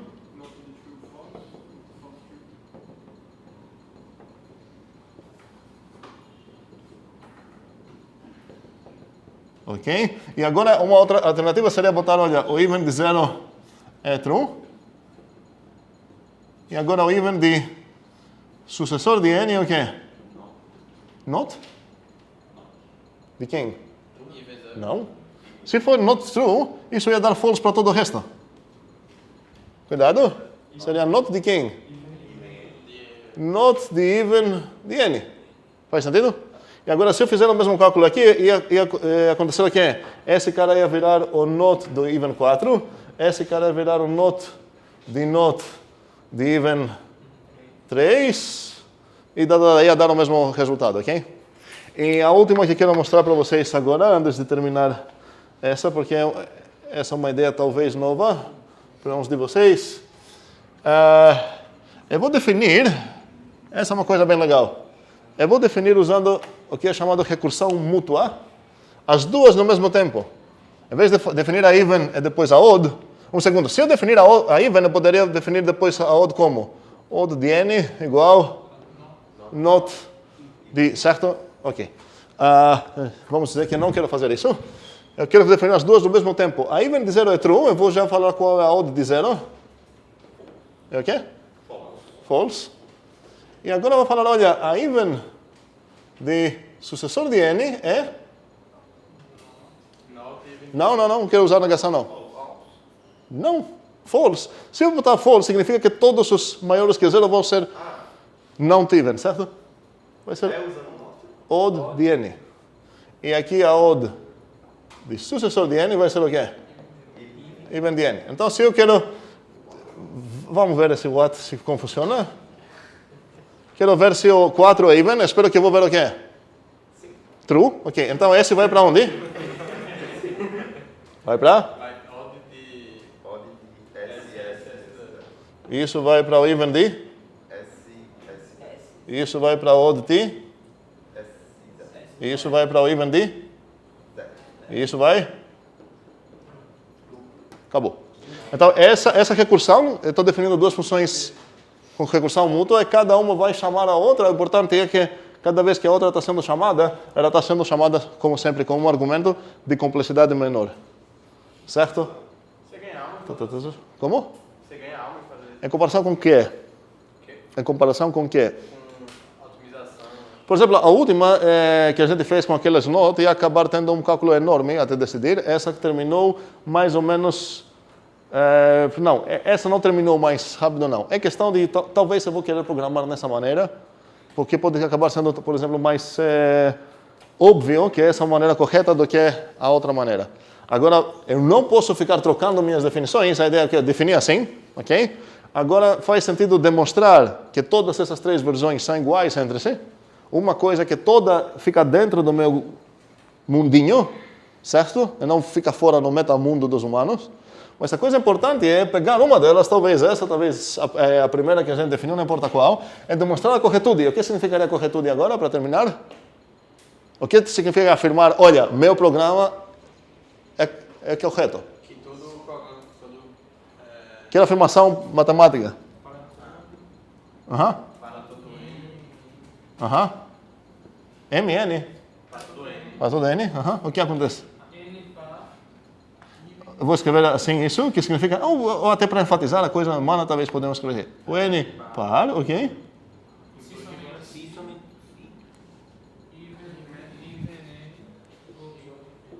Muito bem. E algo para demonstrar também. A ideia, então, sempre vai ser, para os programas que você definir, e para qualquer coisa que você definir, não a ideia, sim, isso vai funcionar. Talvez alguém aqui, não sei, já errou quando falou um padrão aqui. A ideia é, e também não é só fazer testes. Olha, eu testei 340 números, deu certo. Lembramos que o 341 foi o primeiro cara que era a exceção do teste que era baseado no Fermat, e o 561 é o primeiro que enganou o próprio Fermat. Então não faz sentido, eu testei todos eles, deu certo. Aqui demonstração. Se a gente demonstrar, acabou. O programa é correto.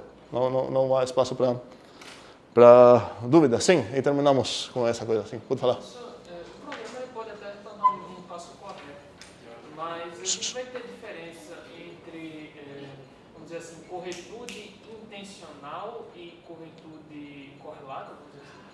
Aqui não faria sentido, se eu entendi a dúvida, aqui não faria sentido falar, por exemplo, trocar isso com as três linhas? Não, aqui não são três linhas. Porque essa coisa afirma algo, afirma isso, essa coisa afirma que esse cálculo vai fazer algo. Seria incorreto falar que essa coisa e essa coisa têm a mesma intenção. Okay.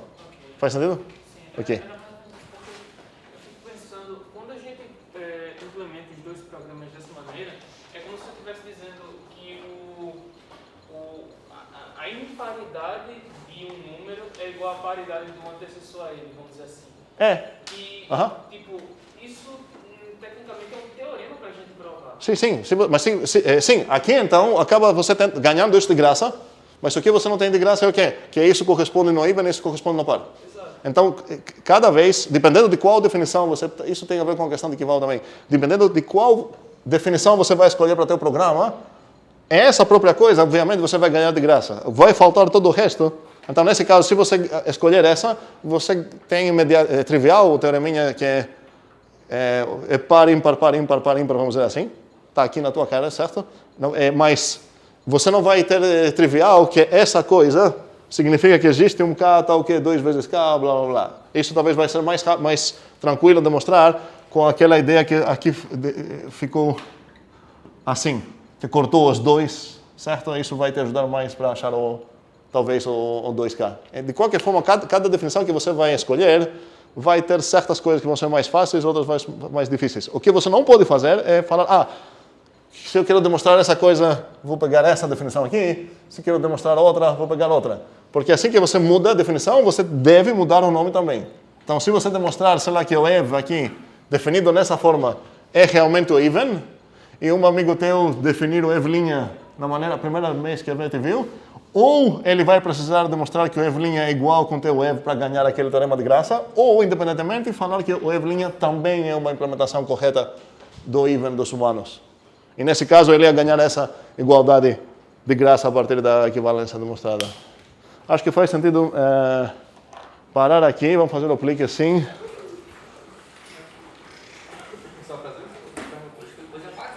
Vamos ver.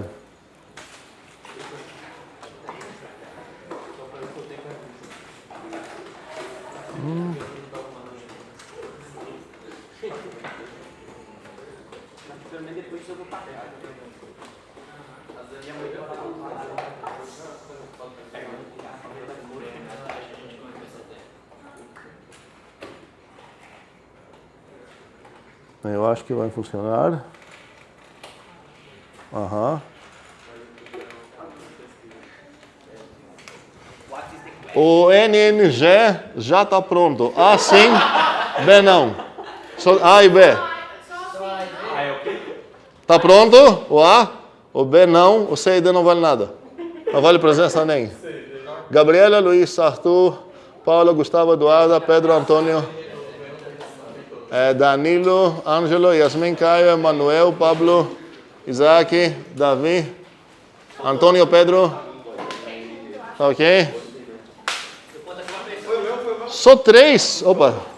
Será? Gustavo, ok? Só 3. Que está tudo pronto. Ok. 14 não, ok. Corram com essa coisa. É bem simples. Ficou para que dia? Porque Como? lá no site está estranho. Vou ver. Peraí.